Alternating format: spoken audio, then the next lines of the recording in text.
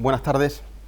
Hoy nos congrega un nuevo acto de cultura, uno que es realmente muy especial, como es la convocatoria anual que desde hace 20 años, de forma ininterrumpida, hace que nos reunamos para presentar un nuevo número de la revista Periférica, revista para análisis de la cultura y el territorio, en colaboración con el proyecto Atalaya de la Consejería de Economía, Conocimiento, Empresa y Universidad de la Junta de Andalucía. Una revista que fundamentalmente es un punto de encuentro, como la casa encendida, de todos aquellos vinculados, interesados o apasionados del complejo por difuso y cambiante mundo de la cultura y también de su gestión. Un mundo que requiere un análisis pausado y constante que permita exponer, comprender, entender, reflexionar y caminar en los nuevos escenarios que se van produciendo y naciendo, evolucionando y transformando, además a distintas velocidades y a distintos niveles. En este cambio, la cultura es un medio que permite una lectura muy valiosa de la naturaleza del ser humano y a su vez un código que permite descifrar cómo las huellas de los acontecimientos se reflejan en la sociedad a través de las manifestaciones culturales. En estos momentos comparto, como no podía ser de otra manera, las reflexiones de Bauman, cuando manifiesta que hoy la cultura no consiste en prohibiciones sino en ofertas, que no consiste en normas sino en propuestas. Tal como señaló antes Bourdieu, la cultura hoy se ocupa de ofrecer tentaciones y establecer atracciones, con seducción y señuelos en lugar de reglamentos, con relaciones públicas en lugar de supervisión policial, produciendo, sembrando y plantando nuevos deseos y necesidades en lugar de imponer el deber. Y con esta idea podemos decir que continúa la revista Periférica. En esta presentación también se convierte en la primera sesión del taller de gestión cultural y social que cada año el Servicio de Extensión Universitaria ofrece a sus corresponsales culturales, a quien agradecemos, como no podía ser también de otra manera, sinceramente su colaboración y su presencia. Este número 20, con un renovado diseño, responsable de Paco Mármol, se abre con la colaboración de distintos ilustradores, de un ilustrador concretamente, ¿no?, con un trabajo titulado Lamento, del humorista y ilustrador Max. Lamento, que utilizo este concepto para decir que este vicerrector no citará todas las obras que se encuentran en el número. Y no lo haré por tres motivos. El primero, porque no tengo tiempo, y eso es objetivo. Y estando aquí el rector, aún más me cortaré, porque es el ejemplo de la brevedad. En segundo lugar, porque casi todos, o todos, tienen un número, porque estaba en la puerta. Y en tercer lugar, porque creo que esta revista es mayor de edad y no requiere presentación de ningún tipo. En resumen, como pueden ver, nos encontramos ante un volumen denso y renovado, lleno de ilusión y de trabajo. Y antes de presentar a la persona que nos acompaña, quería agradecer al Consejo Científico y al Consejo Asesor la inmensa dedicación al proyecto. A los autores, por una parte, por la calidad y la seriedad de sus contribuciones, y por otra, por haber elegido esta publicación para recogerlas. Y también, como no podía ser tampoco de otra manera, a todos los autores, a todos los lectores del pasado, los del presente y los que vendrán en el futuro, que son los que darán continuidad a la publicación. Ahora sí, esta presentación y esta revista que tienen entre sus manos nos permite tener hoy en Cádiz a José Girao, a quien queremos dar nuestra más calurosa bienvenida y agradecer al profesor Ceballos las gestiones realizadas para que estuviera hoy aquí. Leeré brevemente parte de su currículum para aquellos que no lo conozcan, aunque yo creo que esto es innecesario, pero por si acaso. José Girao nació en Pulpí, Almería, en 1959, gestor cultural y experto en arte, licenciado en Filología Hispánica, rama de Literatura Española, y fue responsable del área de Cultura de la Diputación Provincial de Almería durante el periodo entre el 83 y el 87. Después saltó a Sevilla, que esto es muy interesante el recorrido, porque partió de la Administración local a Administración autonómica para terminar en la Administración General del Estado. Director general de Bienes Culturales de la Junta de Andalucía hasta 1993, donde desarrolló proyectos de gran peso, como el Plan General de Bienes Culturales de Andalucía, la Ley 1/1991 de Patrimonio Histórico y el proyecto del Centro Andaluz de Arte Contemporáneo. Desde Sevilla pasó a Madrid, donde durante muchos años fue el director de Bellas Artes y Archivos del Ministerio de Cultura. Fue nombrado en 1924 director del Museo Nacional Centro Arte Reina Sofía, cuya colección podemos decir que remodeló de manera sobresaliente. Fue además encargado de licitar la ampliación del museo, proyecto que recayó en el arquitecto francés Jean Nouvel. Desde 2001 estuvo al frente de la Casa Encendida, un proyecto que le valió numerosos reconocimientos y del que el mundo cultural sigue hablando en el día de hoy. Un espacio social, cultural, de formación, de reflexión, de debate, de apoyo y difusión a creadores, foco de estímulos y sobre todo un punto de encuentro de referencia en Madrid. El 13 de junio de 2018 fue nombrado Ministro de Cultura y Deporte del Gobierno de España, presidido por Pedro Sánchez. En él se aunan tres características. Las tres características que definen a un gestor cultural, que es definido por él mismo, no por mí, por él mismo, como el gestor cultural como un puente, un vehículo entre el creador y los actos de creación y el público. Y las tres características que definen, según el ponente que hoy nos acompaña, al gestor cultural son mucha capacidad de escucha, y puedo dar fe de ello, mucha sensibilidad, y junto con el mucho va un poco afán de protagonismo. Hacía referencia a él a un concierto cuando explicaba estas palabras y decía que en el concierto no tiene que haber, el gestor tiene que estar atento al público. Lo que hay que hacer es verlo no como una masa uniforme, sino como un individuo de tú a tú, como si cada persona que viniese al concierto tú supieras nombre, edad, gustos. Tú trabajas para cada uno que entre en el concierto y no para las masas. Ya para concluir, hay un autor que a mí me gusta mucho, que es Paul Sartre, existencialista por naturaleza, autor de un libro que también me gusta mucho, que es Ser y la nada, de 1943, pero quizá no fuera conocido por ese libro, sino por Náusea, que fue uno de los libros que tuvo más repercusión. Fue un autor que a mí me gusta mucho porque, entre otras cosas, hizo cosas significativas. Renunció a un Nobel, y después, aparte de su creación, o mejor, su creación es lo importante y el renunciar al Nobel es lo anecdótico. Pero tiene una frase que a mí me gusta mucho sobre la cultura. Dice, la cultura no salva a nada ni a nadie, no justifica, pero es un producto de la humanidad que se proyecta en él, se reconoce, solo este espejo crítico le ofrece su propia imagen. Ahora ya, muchas gracias y le cedo la palabra a nuestro ponente, al que agradezco su presencia en el día de hoy. Muchísimas gracias, buenas tardes y gracias por acudir esta tarde de luz tan maravillosa en Cádiz a estar aquí en una sala encerrada. Quiero agradecer en primer lugar al rector por la invitación y al vicerrector por invitarme de nuevo a la Universidad de Cádiz y con un motivo que me pareció particularmente pertinente, que es el número 20 de la revista Periférica. Es una revista que conozco desde que se inició hace 20 años y que milagrosamente sobrevive. Y digo milagrosamente porque uno de los problemas que tiene la cultura española, que es un viejo problema y que no parece tener solución, salvo raras excepciones, y estamos aquí con una de ellas, es la falta de perdurabilidad de los proyectos culturales en el tiempo. Hay una especie de maleficio en el que cada vez no ocurre tanto en lo privado, aunque la iniciativa privada en temas culturales es mucho menor en nuestro país, pero en fin, se ha ido consolidando con el tiempo y se está desarrollando y esperemos que así lo siga haciendo. Pero en el ámbito de lo público es una especie de maleficio que cada vez que hay cambios de responsables políticos, bien sean de distintos partidos o lo que es más sangrante de los mismos partidos, pues hay como una especie de necesidad de poner patas arriba todo lo que se encuentran los responsables y hay muchos proyectos que se frustran por esa falta de continuidad. La cultura, los espacios culturales, los proyectos culturales necesitan del tiempo y del público y de los gestores para madurar.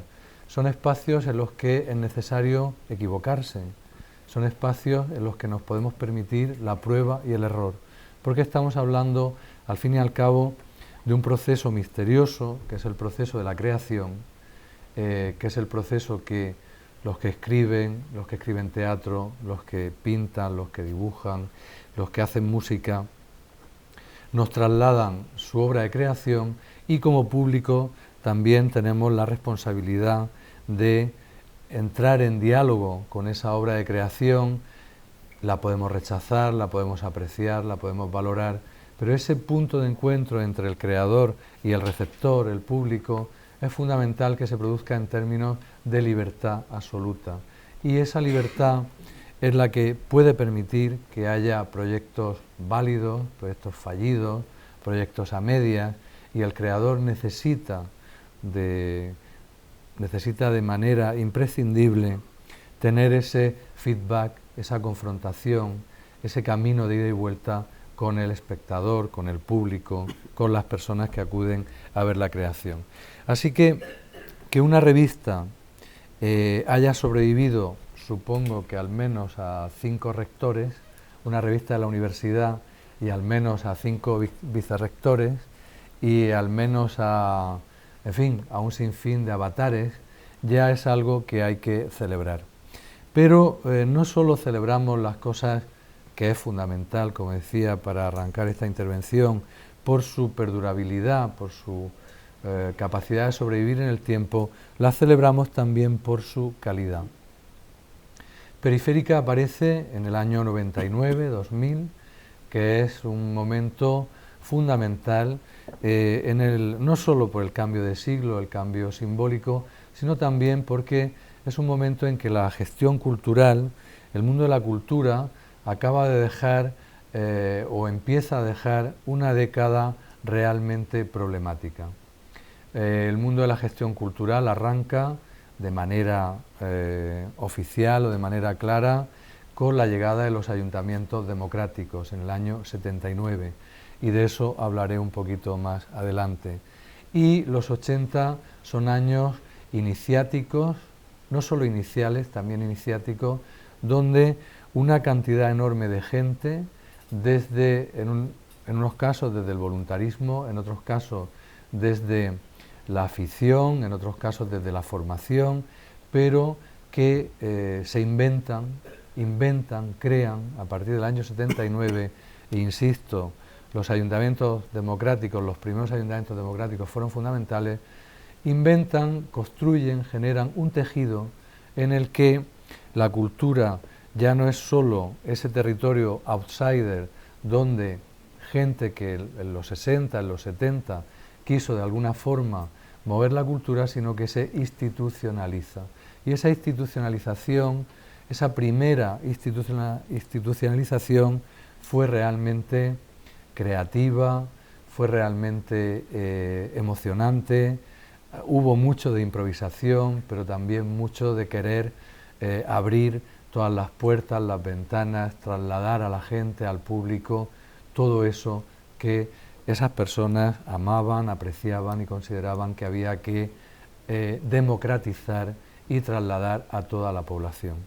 Los 80 fueron años prodigiosos en cuanto a la gestión cultural, años muy amateur también, pero lo amateur hay que reivindicarlo también muchas veces, y años en los que se consolidan los grandes o algunos de los grandes proyectos institucionales en nuestro país.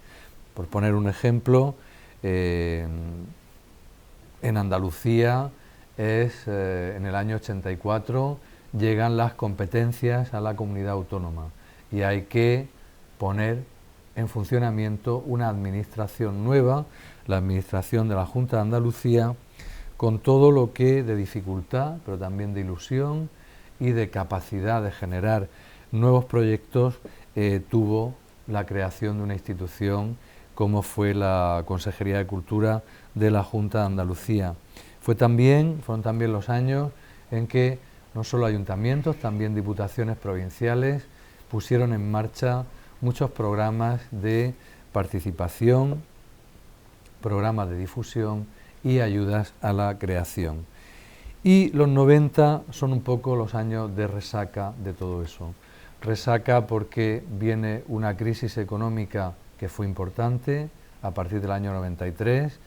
Yo recuerdo de manera simbólica, y además se vivía en el ambiente, ¿no? El 12 de octubre del 92, en la isla de la Cartuja, frente al lago, con los fuegos artificiales de despedida de la Expo, que también fue la caída del telón de un gran esfuerzo de modernización, y también de un gran espectáculo. Yo creo que el año 93 fue el año del despertar a una situación mucho más complicada y sobre todo de los años siguientes, 93, 94, 95, fueron también los años de ver de todo eso que habíamos generado en los 80, qué quedaba y qué desaparecía, qué formaba parte de lo esencial, de lo que había arraigado, de lo que habíamos sido capaces de construir y que se volatilizaba después del evento, después del espectáculo, después del momento concreto. Así que los 90 fueron años duros, fueron también años de espejismos, ¿no? Porque frente a esa dureza de qué pasa después del 92, también fueron los años del Guggenheim de Bilbao, un proyecto completamente anómalo en el sentido de único, no de que sea anómalo, todo lo contrario, en el panorama español y en el panorama mundial. El Guggenheim de Bilbao fue un éxito internacional, un éxito sociológico, un éxito periodístico, un éxito social en definitiva, pero que en su momento se tenía la duda de si podía ser también un éxito cultural por aquello de los museos franquicia. Con el tiempo, afortunadamente, yo creo que el Guggenheim de Bilbao se ha convertido también en un éxito cultural y, por lo tanto, tenemos que celebrarlo. Pero, efectivamente, abrió un periodo que en la revista se habla de él, y ahora entraré con la revista, pero me interesaba contextualizar en qué momento sale Periférica, que no es un momento banal, ni tampoco un momento fácil, fue un momento difícil. El momento en que, tras el éxito mediático, social, arquitectónico, urbano del Guggenheim, muchas grandes ciudades españolas se lanzaron a construir grandes contenedores culturales, normalmente relacionados con el arte contemporáneo o con los auditorios, etc. Y ahí empezó uno de los problemas de nuestra cultura, de nuestra gestión cultural, porque puso en evidencia que detrás del cemento, del ladrillo, de la cáscara, había serias dificultades para mantener un proyecto cultural coherente, del tipo que fuera, museístico, musical, me da igual, un proyecto cultural coherente con perdurabilidad en el tiempo y, sobre todo, con los recursos necesarios para que se desarrollara con normalidad. En ese año aparece Periférica, es el año que yo dejo el Museo Reina Sofía, el año 2000, y es un año para mí de reflexión después de un periodo en el que, como bien ha dicho el vicerrector José María, yo había tenido la oportunidad, la enorme oportunidad, la enorme suerte de haber hecho toda una carrera de gestión dentro de la administración, pero con muy pocas connotaciones políticas en el sentido tradicional de la palabra y con muchas connotaciones políticas en el sentido cultural de la palabra. Yo había sido concejal, nunca lo pongo en el currículum, pero es así, en el año 79 en mi pueblo, en Pulpí, que es un pueblo que entonces tenía unos 4.000 habitantes, ahora tiene unos 10.000, y que uno aprende que hay que hacer de todo. Hay que poner el escenario, hay que poner los carteles, hay que hacer el expediente y hay que generar la actividad. Y no hay nada mejor no hay nada que más enseña a un gestor cultural, que es poner la mesa y quitar la mesa y fregar los platos. Y eso lo he seguido haciendo toda mi vida, en la Casa Encendida y en el propio ministerio.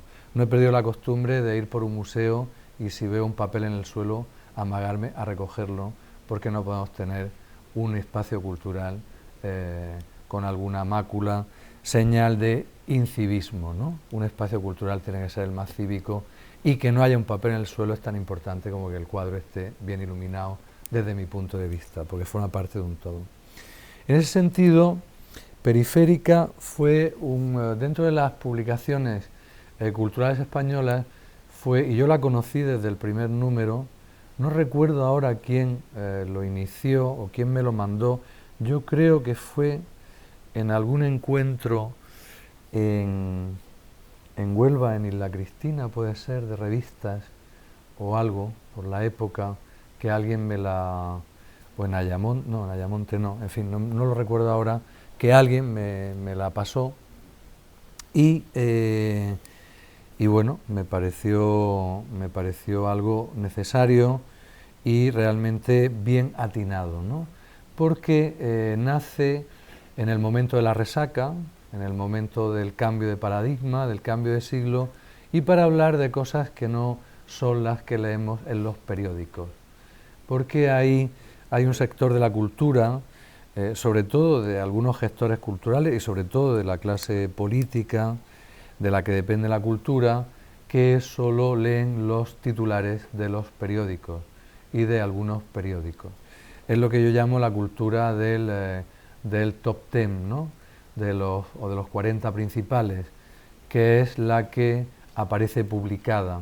Y esa cultura, siendo fundamental, siendo interesante, es la cultura que alimenta la industria cultural, que alimenta llenar los estadios o los espacios para los conciertos, que alimenta que vaya mucha gente a ver una exposición a los museos, que alimenta el que vaya la gente a todo tipo de actividad, siendo ese, digamos, como el espacio cénit de la industria cultural o la que llena los cines y los teatros. Sin embargo, de mi aprendizaje desde el año 79 hasta el año 2000, en que hubo un corte en mi faceta de gestor, era realmente la cultura que no necesita de mucho apoyo, es la cultura que ya se busca la vida casi por sí misma.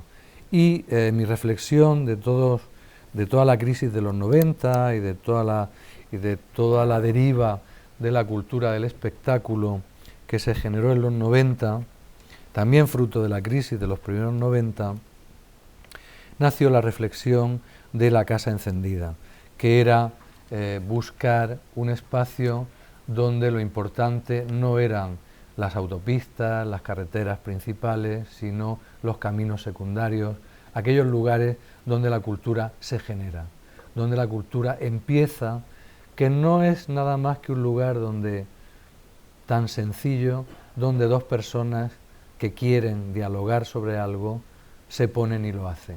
Y en este caso, para mí ese diálogo era entre los creadores y el público. Por lo tanto, Periférica arranca en ese momento de reflexión, en ese momento de cambio de siglo, y se ocupa de algo en apariencia tedioso, de algo en apariencia muy local, de algo en apariencia muy pequeño, pero que está en la base, en el germen, en el cimiento de lo que ha de ser la gestión cultural y lo que es la construcción de la cultura, no solo como espacio de creación y recepción, sino como espacio de institucionalidad. Institucionalidad no en términos, como tú citabas, no en términos de normatización o no en términos rígidos, sino al contrario, en términos de apertura, en términos democráticos. La cultura como una de las instituciones de la democracia, toda la construcción de la cultura. Entonces, cuando me invitó José María a venir aquí para presentar Periférica, pues intercambiamos unos correos y le dije, bueno, ¿de qué quieres que hable? Tal. Me dijo, no, de tu experiencia como gestor. Y dije, bueno, pues ya veremos, como la he contado tantas veces, seguro que alguno se va a aburrir porque ya me la habrá oído, o parte. Pero luego me metí a ver el número de Periférica y realmente dije, bueno, pues si realmente en este número está casi todo, o se habla de casi todo lo que yo podría hablar, ¿no? Me sentí muy incluido dentro de este número de la revista. Me sentí incluido porque cumplía 20 años, porque tenía ese pozo que da la experiencia, que dan los años. Y luego, leyendo una cosa como menor, os lo recomiendo, y empezaré por hablar de los contenidos de Periférica, había el resumen de las editoriales de los 20 números, y realmente qué gran resumen, ¿no?, de lo que ha sido la trayectoria de la gestión cultural y de la cultura en nuestro país. Daban ganas de coger otra vez los números y leerse las editoriales enteras, ¿no?, para ampliar el resumen. Luego viene un homenaje a Eduard Miralles Ventimilla, al que no conocí personalmente, pero del que sí conocía sus publicaciones y conocía perfectamente de su gestión. Eduard, que murió en el año 18, en agosto del 18, si no recuerdo mal, de manera inesperada, es un ejemplo paradigmático de los gestores culturales. Y paradigmático porque también me recordaba a mí mismo, ¿no?, leyendo todo el artículo sobre Eduard, de resumen de su vida, ¿no? Es un gestor ligado a los ayuntamientos democráticos, pero que vienen de los movimientos sociales. Yo también llegué al ayuntamiento de Pulpí porque estábamos en una asociación de vecinos y alguien decidió que había que hacer una lista y que había que presentarse, y nos presentamos y ganamos contra todo pronóstico, porque éramos todos muy jóvenes. Yo tenía 19 años y el alcalde 24, y en medio pues todos más o menos, y contra todo pronóstico se ganaron las elecciones, y veníamos del movimiento vecinal. Nos habíamos constituido una asociación de vecinos por un primer motivo: parar la urbanización salvaje de nuestras playas, que conseguimos pararlo un poco, luego con el tiempo ya les dieron un bocado, pero en fin, en ese momento se consiguió parar y cosas importantes. Y luego también, pues yo recuerdo que la primera campaña pública que hicimos ya como ayuntamiento fue una campaña de educación sanitaria, porque entonces la seguridad social no funcionaba como ahora, había muchos problemas de atención primaria, seguía muriéndose gente por falta de atención primaria, porque los médicos venían por la mañana, pero por la tarde se iban del pueblo. Si había un infarto, si había una crisis repentina, pues más de un vecino pues había muerto, ¿no?, por esa falta de atención primaria. Y nuestra primera acción sociocultural no fue hacer teatro, que quizá fue la segunda, no fue hacer una exposición, que sería la quinta, no fue hacer un encuentro de música popular, que sería la tercera, fue hacer una campaña de educación sanitaria justamente con las herramientas de la cultura, para enseñar a la población que no conocía sus derechos, que no conocía los recursos que tenía la sanidad, para que reivindicara sus derechos sanitarios, pues se hizo a través de teatro, a través de lo que ahora llaman performance, a través de pegarnos a la realidad social y a las necesidades casi de cada vecino, porque los conocíamos perfectamente. Este nivel educativo, este nivel de comprensión, este nivel económico, esta falta de recursos, etcétera, ¿no? Así que podría haber sido otro, pero aquí está el homenaje a Eduard Miralles, que es un ejemplo de esa trayectoria que hicimos todos los primerizos y los novatos a partir de los años 70, y que está en el origen de la gestión cultural, porque la gestión cultural viene de la gestión sociocultural. En aquel periodo, lo social y lo cultural estaban muy imbricados, muy unidos, y además tenía mucho sentido, porque empezamos a abrirnos camino tratando de ser algo que ahora muchas veces se olvidan los gestores culturales, de ser útiles a nuestros vecinos, a nuestros paisanos, a nuestros convecinos, a nuestro entorno en definitiva. Palabra entorno, contexto, que es clave para hacer cualquier proyecto. No hay ningún proyecto que pueda ser interesante si no parte y tiene en consideración el contexto en el que se desarrolla. Lo que en Cádiz puede ser excepcionalmente bueno, en Córdoba puede ser nada, y viceversa. Con lo cual, quiero, al reivindicar los 20 años de Periférica, quiero reivindicar ese origen sociocultural o social de la gestión cultural. Luego eso se fue separando, cosa que no está mal, porque se fue especializando, se fue enriqueciendo, pero no sería malo que volviéramos a retomar de otra forma, evidentemente, con otros recursos, con otra mentalidad, esa conexión entre la cultura, la necesidad cultural, el desarrollo cultural y los problemas sociales, las reivindicaciones sociales, las necesidades sociales de la población con la cual trabajamos, para evitar que la cultura se convierta en algo aparte para aquellos que ya están integrados, que ya lo conocen o que tienen posibilidades por su formación cultural económica de acceder a eso, pero yo veo mi experiencia como gestor es que cada vez hemos cerrado más las puertas de la cultura, nos hemos encapsulado más y quizá debiéramos de ir rompiendo otra vez las cápsulas que nos separan de una parte fundamental de la sociedad. Luego, la revista, a continuación, viene con una entrevista a Lluís Bonet. Lluís Bonet es el responsable, desde hace 30 años, desde el año 99, del Máster de Gestión Cultural de la Universidad de Barcelona.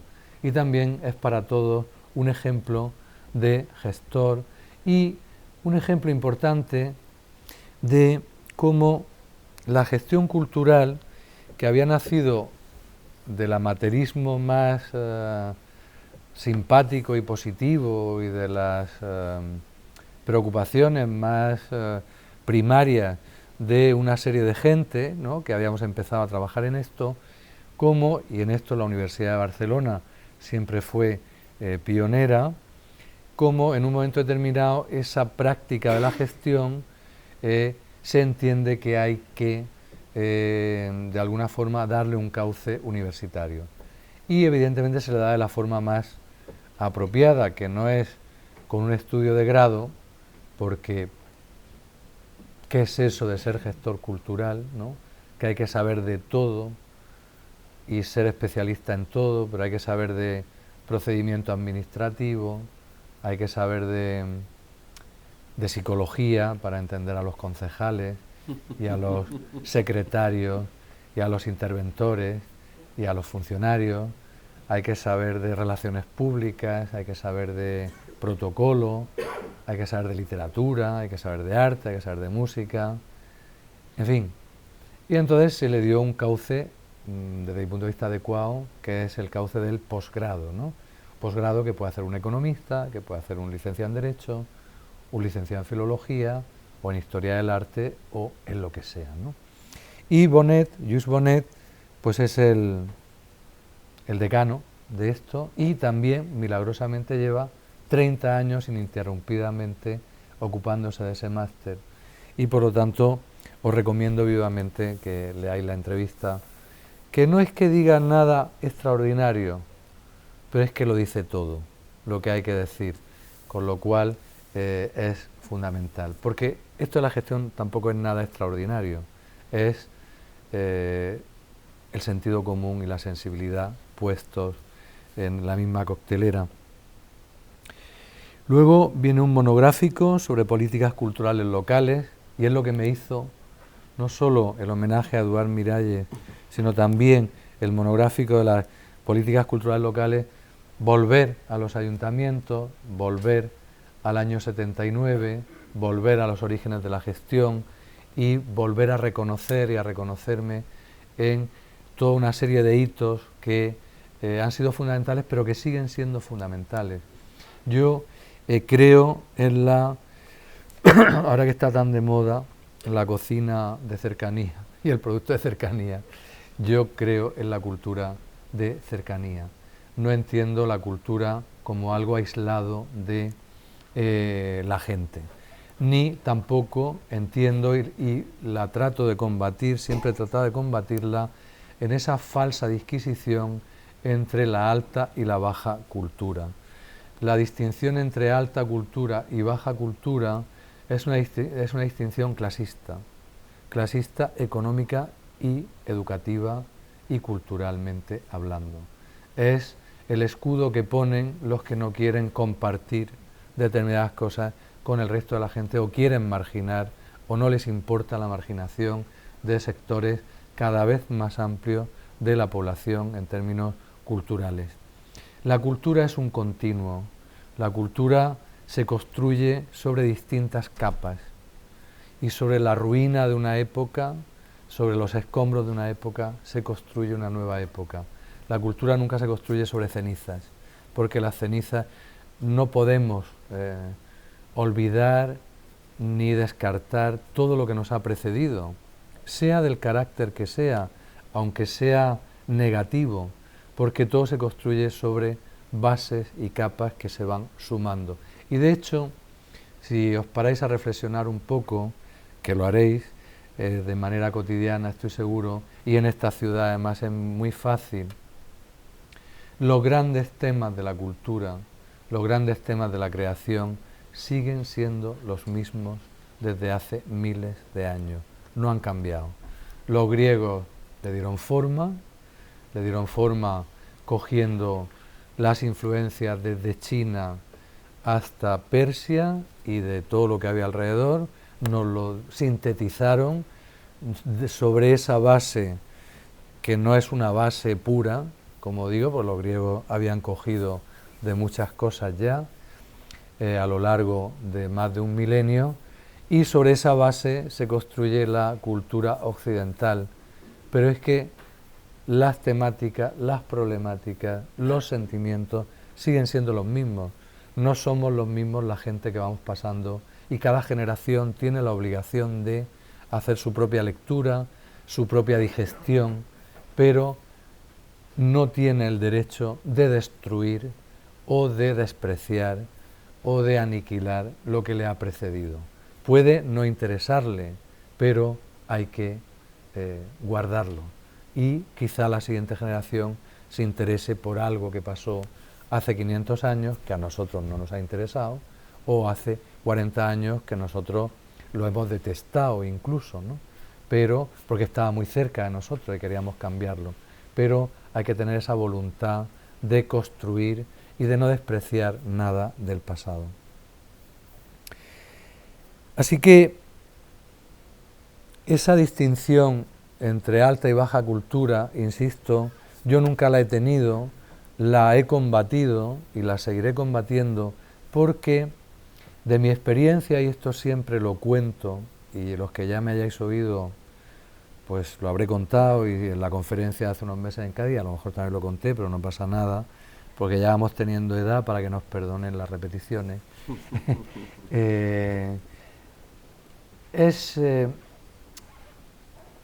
Esa cuestión tan sutil y tan importante que es situar a un individuo, da igual de dónde venga, qué orígenes tenga, qué formación cultural tenga, qué práctica cultural tenga, delante de una obra de creación, delante de una obra de arte, sin presuponer, sin presumir cuál va a ser su reacción.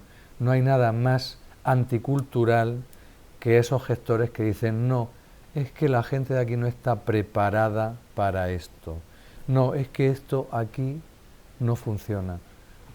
Bueno, puede que no funcione, pero tenemos que intentar que funcione, y ese es nuestro problema. El problema no es la gente, el problema es cómo los gestores intentamos que algo nuevo, que algo que no en apariencia no está en ese contexto, pueda tener una oportunidad. Ese es nuestro trabajo, crear las condiciones para que entre el creador y la obra de creación y el espectador, sea quien sea, pueda haber ese momento mágico, sagrado casi, de transferencia, de comunicación mutua. Porque la obra de creación, la obra de arte, tiene más de un creador. Tiene el original, pensemos en un cuadro, el que lo pinta, y luego tiene o puede tener miles o millones de creadores más. Cada espectador termina de pintar un cuadro, termina de componer una sinfonía, y cada uno lo termina como Dios le da a entender. Y cuando digo Dios, me refiero no en términos religiosos, sino en términos de conciencia, sensibilidad, interés. Y muchas veces no pasa, no hay comunicación. Pero cuando pasa, ese es nuestro trabajo, intentar que pase. Yo siempre digo que si de 100.000 personas que visitan una exposición hemos cambiado la forma de mirar de 1.000, le hemos abierto una ventana nueva a su manera de mirar, le hemos enriquecido su herramienta intelectual y sensible para acceder a algo nuevo, ya habremos hecho nuestro trabajo, ya es suficiente. Este no es un trabajo de masas, este es un trabajo de uno en uno, de tú a tú, con nombres y apellidos. La masa está bien para la estadística cultural, el museo más visitado de España, la exposición más visitada de España, fenomenal. Los políticos se quedan contentos, todo el mundo está contento, celebramos el éxito y está bien. Ya que hemos hecho una cosa, pues cuanto más gente la vea, mejor. Pero luego está el otro trabajo, el que no va a salir casi nunca en un titular de periódico, ni en un debate en un pleno de un ayuntamiento, o en un debate en un pleno en el Congreso de los Diputados, o en una diputación, o en el Parlamento de una autonomía, que es ese trabajo silencioso, callado, que es de ir generando individuos, ciudadanos más abiertos, más sensibles, con más conocimiento. Entonces, en ese sentido, el monográfico sobre políticas culturales locales vuelve a poner sobre la mesa ese espacio imprescindible, básico, de cimiento para la construcción de la cultura, la construcción de la ciudadanía y para los gestores culturales.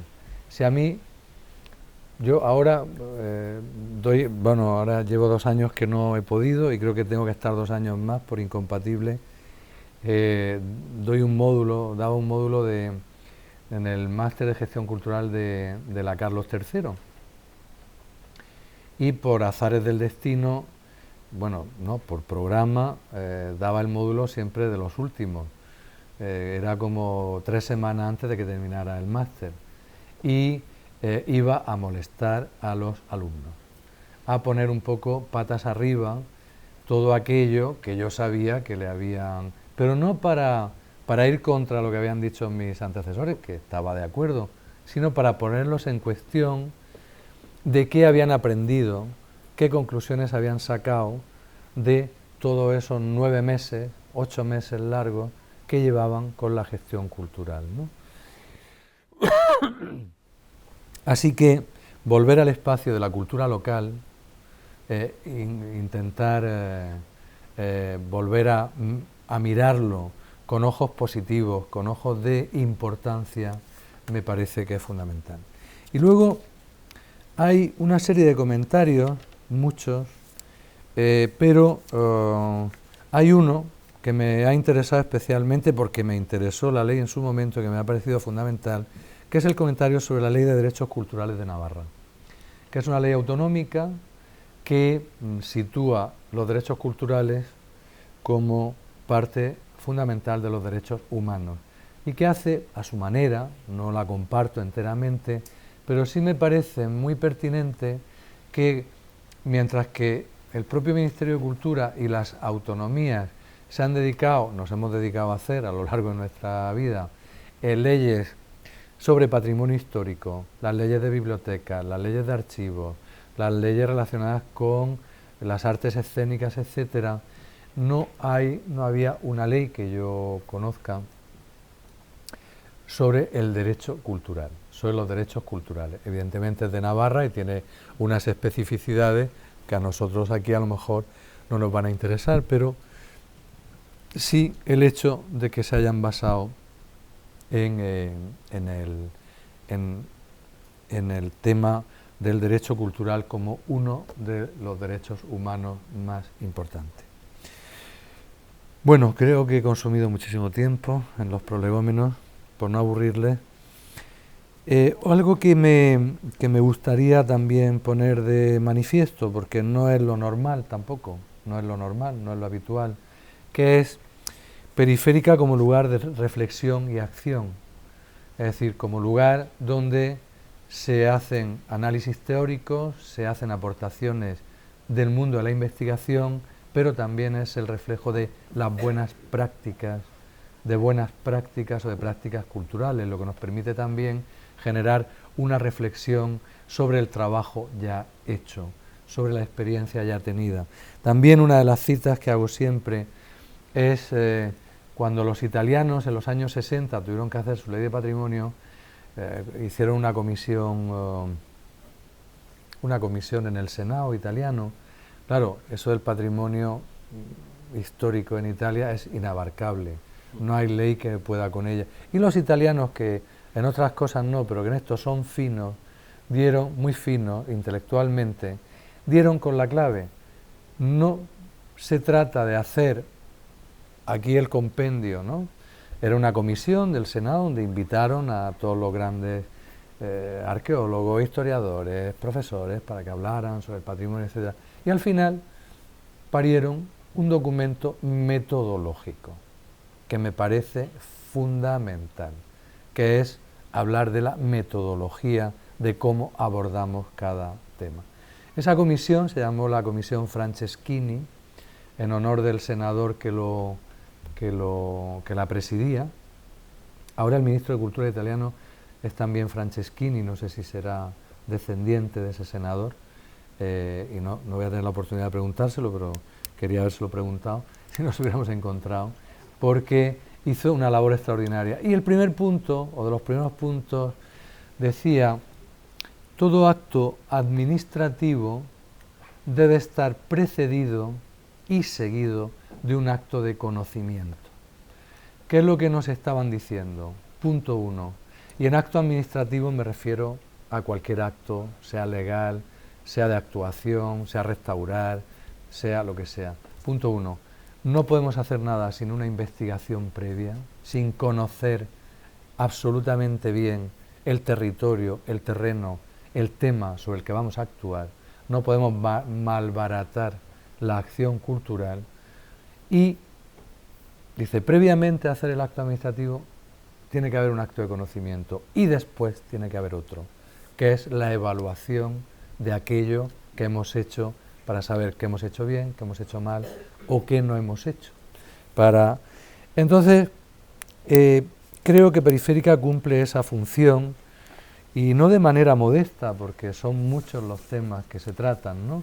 Que es, por un lado, la parte teórica, la parte de investigación, pero también la parte práctica, la parte de lo que es la acción cultural.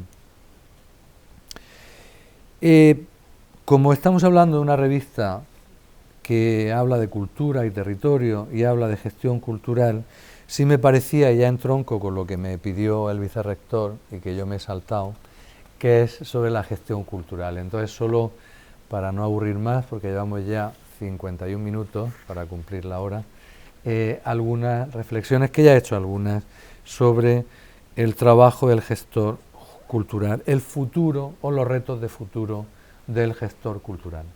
El primero es la especialización. Tenemos que seguir dándole a la profesión de gestor cultural un ámbito de especialización.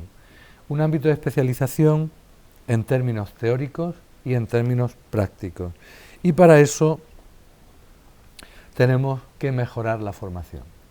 Lluís Bonet, como decía antes, en Barcelona, fue el primero hace 30 años, porque empezó en el 99 el máster y han proliferado los másteres de posgrado, sobre todo ya en los últimos 10, 12 años. Pero los másteres que yo conozco tienen un talón de Aquiles, que son las prácticas. Son prácticas, aunque es verdad que hay máster como el de la Carlos III, que tienen que plantear el trabajo fin de máster desde el principio, que normalmente tienen que hacerlo sobre una institución, no temas ligados con la institución, y trabajan todo el año desde fuera.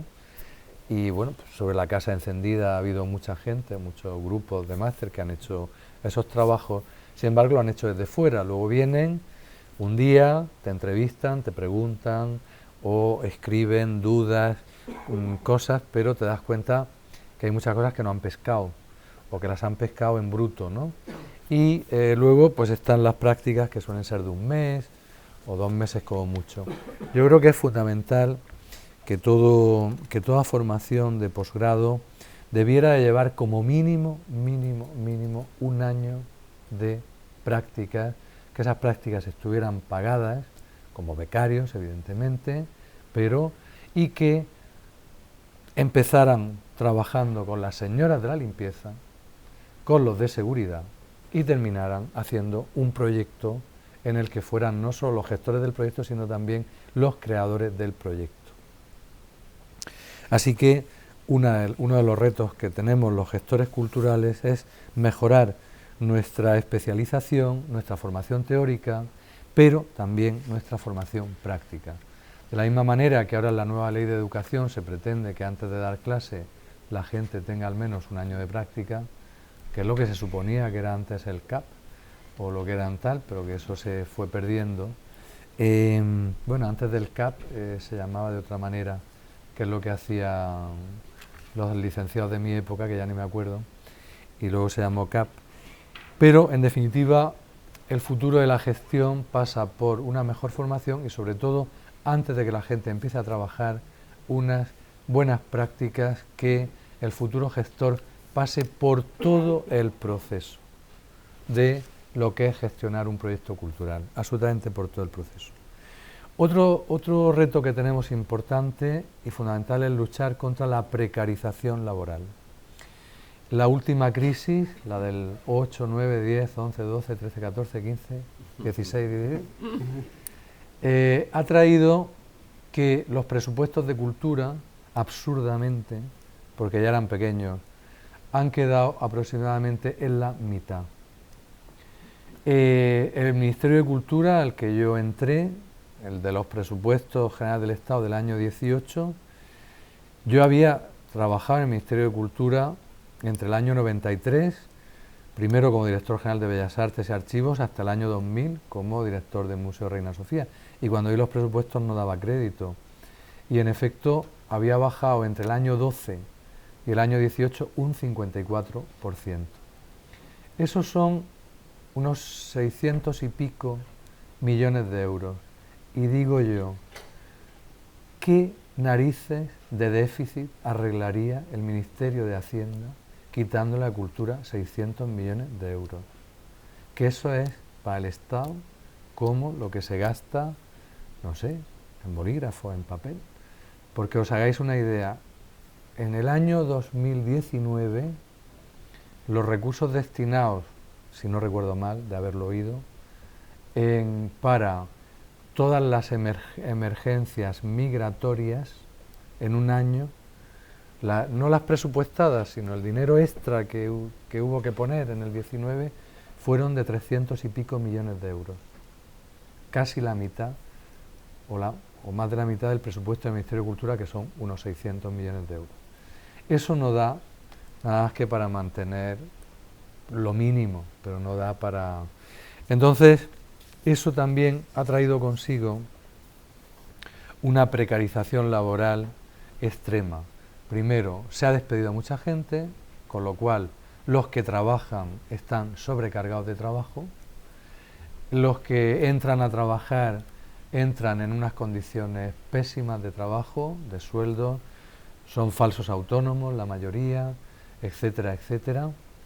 Por lo tanto, hay que pensar que la cultura no la hacen los ministros, la cultura no la hacen los concejales, la cultura la hacen los creadores, el público y los gestores. Y por lo tanto tenemos que tener un cuerpo de gestores que estén pagados honestamente, o sea, con naturalidad, como les corresponda al trabajo que hacen, ni más ni menos, y en unas condiciones laborales normales. Otro problema fundamental, y va con una de las citas que tú habéis hecho, es cada vez está más extendido el mandarinato de los gestores culturales. Algo tenemos que decir de autocrítica, ¿no? No sé, como ha citado a Sartre, yo citaré la novela Los mandarines de Simone de Beauvoir, que no era ni más ni menos que el debate, el encontronazo doloroso, a veces amistoso, a veces doloroso, entre Albert Camus y Jean-Paul Sartre, que eran los mandarines, ¿no?, de la filosofía, del mundo filosófico, cultural, literario de la Francia de posguerra y del existencialismo, ¿no? Y cómo gente que estuvo cerca se va separando porque tiene dos visiones radicalmente distintas de lo que debe ser la filosofía, la creación, etc. Camus, que se va hacia un humanismo muy apegado a la tierra, y Sartre, que se va a una filosofía más ligada a los movimientos políticos, al comunismo, postcomunismo, en fin, al marxismo, ¿no? Bueno, lamentablemente se han generado algunos gestores culturales que se creen que esto de la cultura y esto de las instituciones culturales es una obra de ellos, son autores. Y claro que el gestor cultural es autor, pues el autor es la sombra. Y en ese sentido, cada vez nos encontramos con más museos, centros de arte y espacios copados por gente que ha hecho de eso un proyecto personal en el mal sentido de la palabra. Yo, que he sido director de museo, claro que entiendo que el director del museo lo entiendo y lo he practicado, ¿no? Tiene que tener un proyecto, tiene que tener un proyecto muy claro, definido, pero ese proyecto nunca puede ser un proyecto enteramente personal, porque una cosa es el espacio privado. Cuando tú estás en un espacio privado, si el que paga le parece bien lo que tú haces, yo ahí no me meto. En lo privado, cada uno con su dinero, luego los criticaremos porque tal caja de ahorro o tal fundación de una empresa hace un buen programa cultural o un mal programa cultural, pero es su dinero. Aunque luego no tan público, porque luego se desgravan también, aunque no mucho, con lo cual también pagamos algo los ciudadanos, pero en fin, es un espacio más libre, ¿no? Pero los espacios públicos no son propiedad del gestor, los espacios públicos son de la sociedad. Por lo tanto, si uno trabaja en un museo de arte contemporáneo, pues lo normal es que uno pertenezca o esté allegado o esté cercano a una línea de pensamiento, una línea de creación, que es la que muestra de manera más clara, pero no puede ni negar ni obstaculizar otras líneas de pensamiento, otras líneas de creación, y tiene que hacer el juego malabar de que cosas dispares convivan bien y se entienda bien por qué conviven. No es que aquí hay una cuota para los no sé qué y aquí otra cuota para no sé cuánto, no, todo eso hay que armonizarlo y tiene que verse como un todo, como un conjunto, aunque sean muy dispares. Entonces tenemos ahora museos que están entregados no con pasión, porque es la cosa más fría del mundo, pero en fin, con arrebato a lo que yo llamo el conceptual monacal, que es pues la fotocopia y estas cosas, que yo respeto y valoro, pero que a veces me cansa un poco, o el conceptual monocanal, que es el audiovisual y que, en fin, tiene su parte de espejo, ¿no?, con lo otro. Yo creo que los gestores tenemos que ser responsables, tenemos que ser creativos, tenemos que hacer proyectos de autor, pero no de nuestra autoría, sino de los creadores, de los comisarios, de los historiadores, de los gestores con los que trabajamos, y porque si no estaremos creando también públicos monotemáticos, lugares donde solo va un tipo de público, un sector del público, y eso no nos lo podemos permitir. Así que Nuestros retos son mejorar nuestra formación, perfeccionar nuestra formación, acceder al trabajo con unas buenas prácticas, luchar contra la precarización, cuidarnos de nosotros mismos, no creernos a nosotros más de la cuenta, más bien poquito, creer en el público, pensar que el público es un mundo lleno de posibilidades, un mundo lleno de aperturas, que cualquier persona nos puede enseñar algo en cómo ve la obra de creación. Y luego está, pues, lo de todos los oficios, la permanente actualización, la permanente poner en cuestión si la fórmula que hace 10 años no funcionaba bien para hacer una cosa, ya no funciona. ¿Cómo tenemos que abordar ahora, en un mundo tan digital, tan audiovisual, tan poco lector, tan poco de la palabra, qué estrategias tenemos que hacer para atraer a la gente joven al mundo de la imagen, que no sea solo la imagen en movimiento, al mundo de la palabra, que ahí los estamos perdiendo? La gente no lee, pues no ya literatura, no lee nada, no lee nada. Con lo cual ya llegamos a la universidad, yo realmente me enfado y lo digo, y además lo digo como la gente de antes, un poco autoritario, ¿no?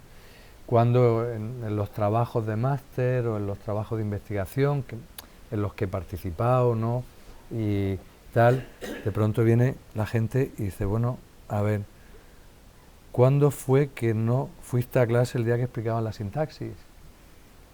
Hay una cosa que es sujeto, verbo y predicado. Y luego hay ya, pues, la complejidad de los sujetos, de los verbos y de los predicados, de los complementos, lo que tú quieras, pero hay una cosa que es sujeto, verbo, predicado. ¿Y qué día no fuiste a clase para que no te enseñaron las comas, ni los verbos transitivos, ni los intransitivos? ¿Qué cosa es esta de que de un sustantivo me haces un infinitivo? Ahora estoy cabreadísimo con esto, de broma, ¿eh? Pero en fin, me sorprende que la Real Academia haya admitido agendar. Qué palabra tan fea, agendar, ¿no? O, bueno, ya está, ya la hemos asumido. Pero en fin, o aquello de conveniar. No, perdona, el verbo es convenir. Y cuando hemos convenido algo, lo trasladamos a un convenio que es fruto de haber convenido. Yo la palabra conveniar, en la administración que se habla tanto, es que cada vez que a un profesor universitario o a un responsable, en fin, con carrera y tal, oía la palabra conveniar, digo, Dios mío, algo va mal. Pues eso pasa también con la gente joven. Entonces, yo creo que tenemos que volver, y ya para terminar, tuve el privilegio, por otros motivos, de estar con Octavio Paz unos meses antes de morir. Estábamos preparando un proyecto, una exposición que luego no salió, porque con Dore Aston, que acaba de morir. Dore Aston es una de las grandes historiadoras de arte norteamericanas y una mujer extraordinaria, de una cultura extraordinaria y de la vieja guardia, en el buen sentido de la palabra, de gente sólida, preparada, que nunca hizo un mal proyecto, y queríamos hacer para Reina Sofía un proyecto sobre Octavio Paz. Luego murió Octavio y Marilló, la viuda, pues entendió que Dore era un poco izquierdista además para Octavio y no salió. Pero bueno, y estuvimos con Octavio en una casa maravillosa en San Ángel, que le había cedido el gobierno federal para que pasara, pues, lo que se veía venir, ¿no?, la enfermedad. Y Octavio dijo, la poesía ha perdido y para Octavio la poesía era la palabra, ¿no?, el origen de la palabra, era la poesía en los términos un poco trascendentes, ¿no?, en el sentido de que en las religiones del libro, ¿no?, en las tres grandes religiones monoteístas, el poeta en el origen era el que oía la palabra de Dios y la transcribía, ¿no? Que es lo que está, bueno, en el principio era el verbo, ¿no? En todo ese origen ancestral de la palabra, de la creación. Dijo, la poesía ha perdido la batalla, ha perdido la guerra, la ha ganado la prosa, todo cada vez es más prosaico. Los creadores tenemos que volver al convento, al monasterio, a encerrarnos, a buscar las nuevas palabras que puedan enseñar al nuevo mundo, ¿no? Y conforme más pasa el tiempo, más razón le doy a Octavio, ¿no? Cada vez la palabra, el lenguaje, la lengua, que es lo que nos une, lo que nos comunica, lo que nos hace más inteligentes, lo que nos permite construir un discurso más complejo, porque nuestra capacidad de construcción es nuestra capacidad de lenguaje. Cuanto más rico es nuestro lenguaje, más riqueza podemos construir conceptual, filosófica, creativa, etcétera, la estamos perdiendo para las nuevas generaciones. Así que tenemos que recuperar la palabra, el nicho de la palabra, que no es ni más ni menos que el nicho de la conversación. Tenemos que volver a tener conversaciones. Ahora hay debates, pero en el debate siempre hay uno que defiende A y otro que defiende B, y en el debate hay poca porosidad, mientras que en la conversación de tú a tú, todos somos capaces de aceptar, por empatía, por amistad, por educación, si se quiere, una parte de lo que el otro nos dice, ¿no? Y de asumirlo y de pensarlo. Entonces, los gestores tenemos la obligación de volver a recuperar la conversación, que es recuperar la palabra, que es recuperar el espacio público, que es recuperar un espacio común y democrático para la cultura, para que la cultura sea útil a la gente, no sea un medio de separación o segregación, sino al contrario, un modo de integración cultural y social. Así que muchísimas gracias por hacer esto, rector. Espero que te sobreviva a ti también. Y muchísimas gracias por invitarme a hablar de esta maravillosa revista y necesaria revista. Muchas gracias.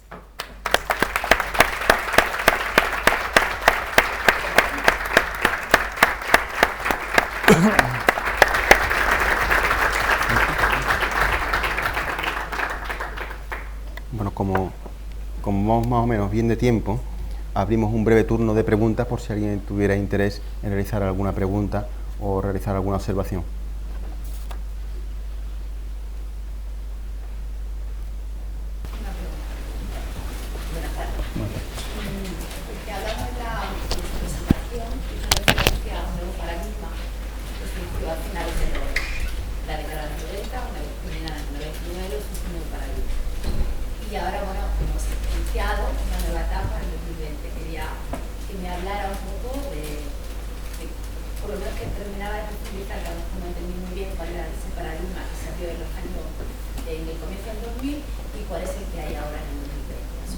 Bueno, hablaba de mi experiencia personal, ¿no? Yo después de la experiencia del Reina Sofía, que era una gran institución cultural a nivel nacional, claro, tú dejas de ser director del Reina Sofía, yo estuve allí 6 años, entré con 35, dejas de ser el director de Reina Sofía con 41, y claro, tienes un problema, que es, ¿y ahora qué hago, no? Porque no hay nada peor que ser lo que dicen los anglosajones, un has-been, un he sido. Yo es que he sido, dice, bueno, y ahora, dice, ahora limpio escaleras. Pues vamos a hablar de las escaleras. Yo he sido la reina de Saba, ¿no? Pues ahora limpio escaleras. Bueno. Entonces, yo sí me planteé, bueno, también tienes 40 años, has vivido un periodo muy intenso. Yo salí muy satisfecho de lo que hice en el Reina Sofía. De hecho, siempre pensaba que si alguna vez escribiera unas memorias, que no voy a escribir, evidentemente, pues no le van a interesar ni a un editor, pero siempre gastaba la broma de decir, pues me decía la gente, ¿por qué no escribe? Y bueno, pues si escribiera, se llamaría Yo sobreviví al Reina Sofía. Pues claro, no hay nada más complicado que sobrevivir a un sitio donde están los artistas vivos, las viudas de los recién muertos y los herederos de los de los recién muertos y de las viudas. Eso es una locura. Bueno, entonces te pilla también que has cumplido 40 años, que eres joven, pero ya no tanto, en fin. Entonces, bueno, de mi reflexión salió La Casa Encendida, que era espacios básicos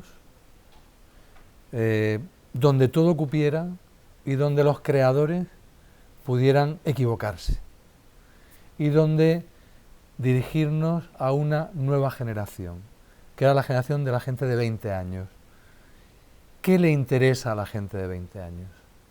¿Qué le puede interesar? Y de esa reflexión, que no fue solo mía, fue mía y de todo un equipo que se fue incorporando, salió La Casa Encendida.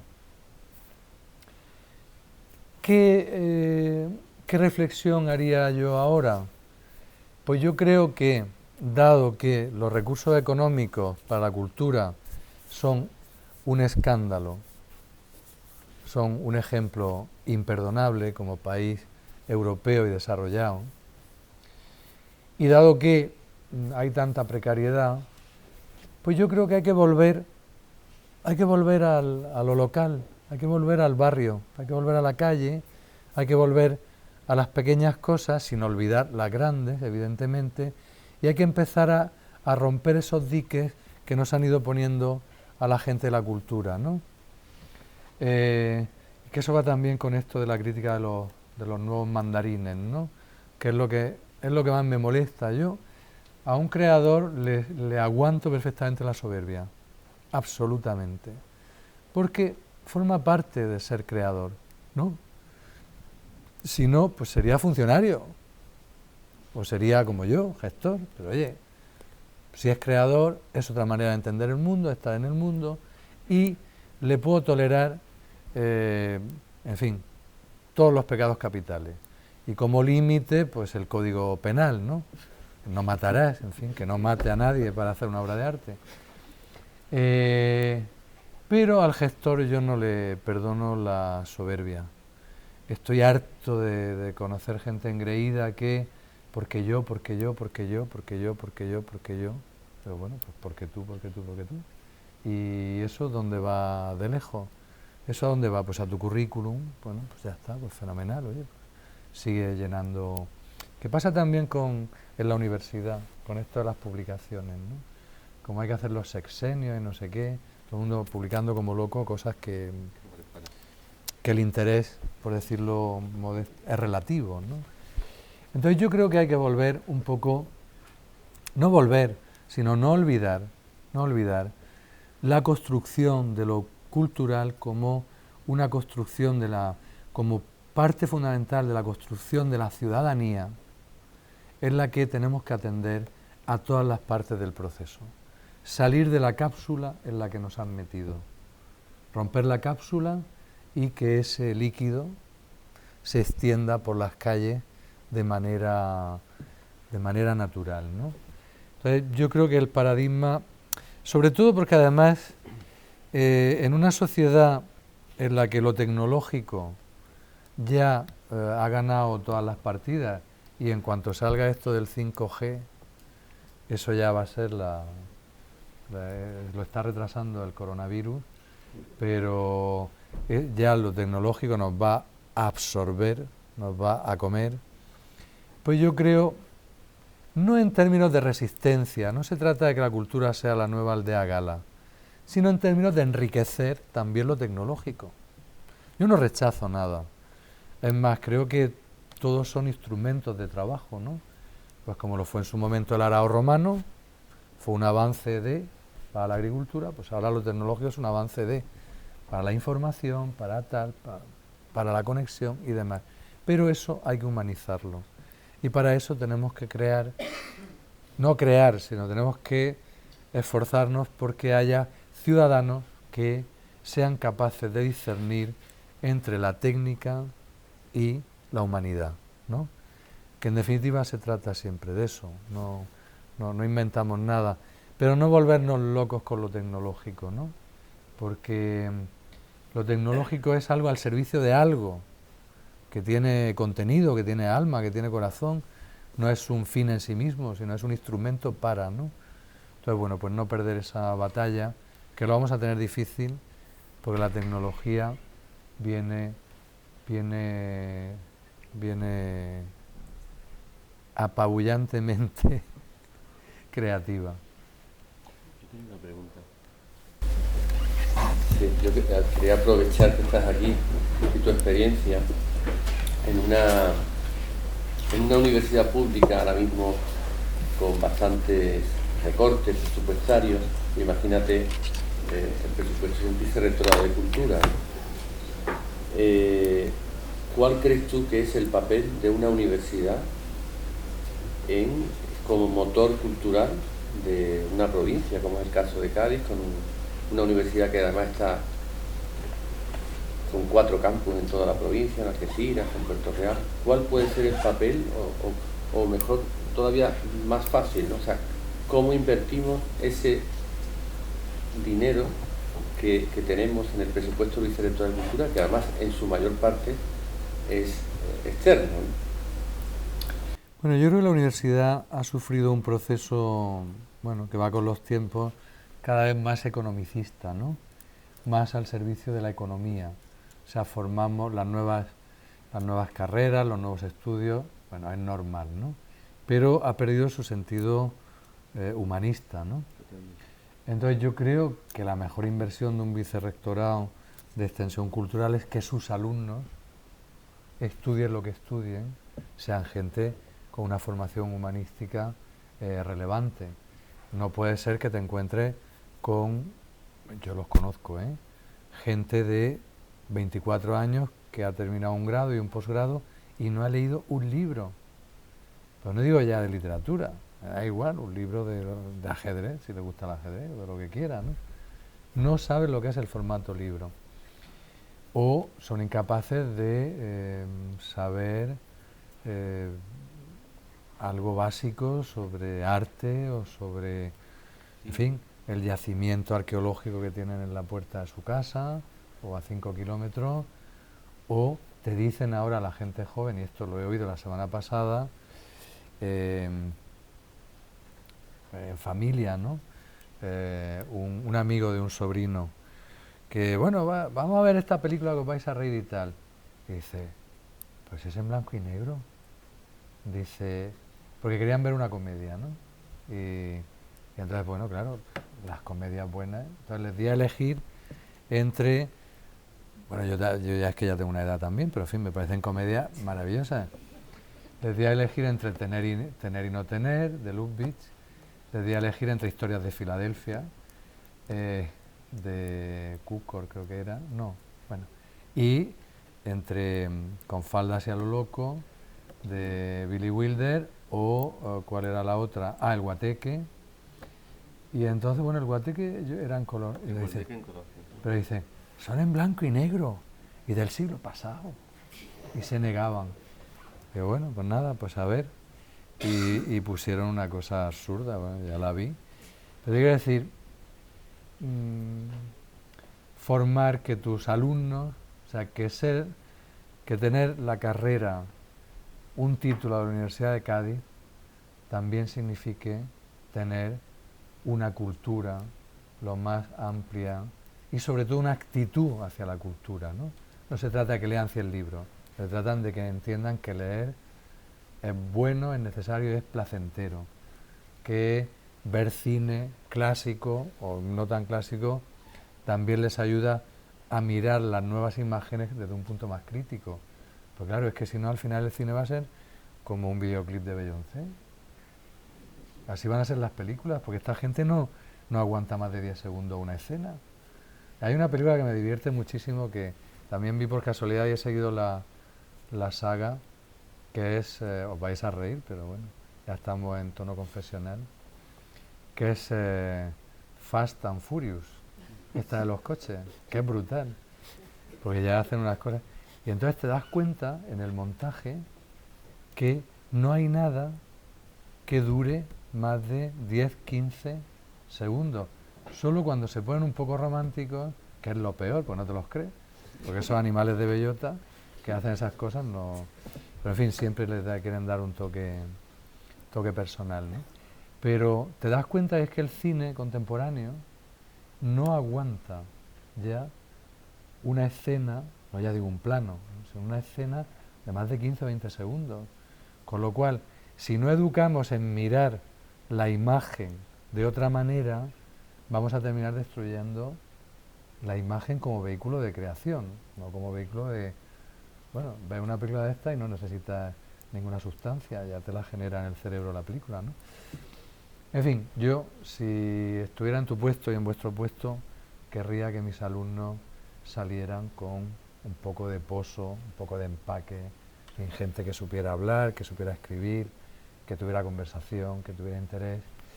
Y eso cómo se hace, no tengo ni idea, rector, porque si lo supiera, te disputaría el puesto, pero no he llegado ni a PNN, que se decía en mis tiempos.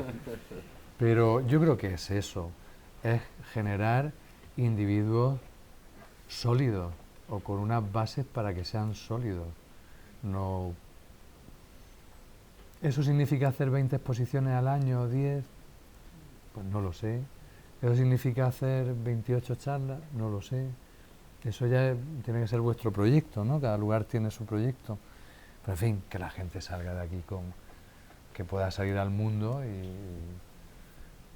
y así hablan idiomas, pues mejor también. Como veis, estoy de una simpleza. Estoy en lo básico. ¿Alguna pregunta más?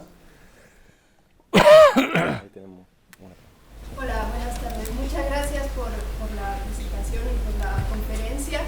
Yo quería juntar dos temas que ha comentado para hacerle dos preguntas. Una sería, por un lado, la precarización, ¿no?, de la profesión, y por otro, esta figura que usted ha comentado que en los últimos años nota más, que es la del gestor cultural casi promotor de sí mismo. Y las preguntas serían si no piensa usted que es la propia precarización de la profesión la que fuerza casi a esa nueva construcción casi de la figura del emprendedor, ¿no?, en el campo de la cultura, que sería este gestor cultural promotor de sí mismo. Si no piensa que es la precarización la que genera este tipo de perfiles profesionales, y cuál sería la solución para un gestor cultural en un escenario, en un mercado cada vez más precario, que a la vez fomenta la competitividad en esa profesión, cuando, como ha comentado, los propios estudios universitarios no tienen una estructura de prácticas, digamos, ¿no? Casi que se ven forzados muchos profesionales, imagino, a salir a un mercado altamente competitivo en el que se ven forzados quizás a potenciar esa figura, ¿no?, de promotor de sí mismo en lugar de un gestor cultural. Es que son cosas distintas, vamos a ver. El emprendimiento y el self-made man o woman, yo estoy a favor, ¿no? De hecho, todos nos hemos hecho a nosotros mismos porque como gestores, porque esto no existía. Ha sido el azar, la necesidad, la vocación, la casualidad, en fin, una suma de cosas muy de un momento histórico también de España. Eso ahora no pasaría o pasaría de otra manera, o está pasando de otra manera.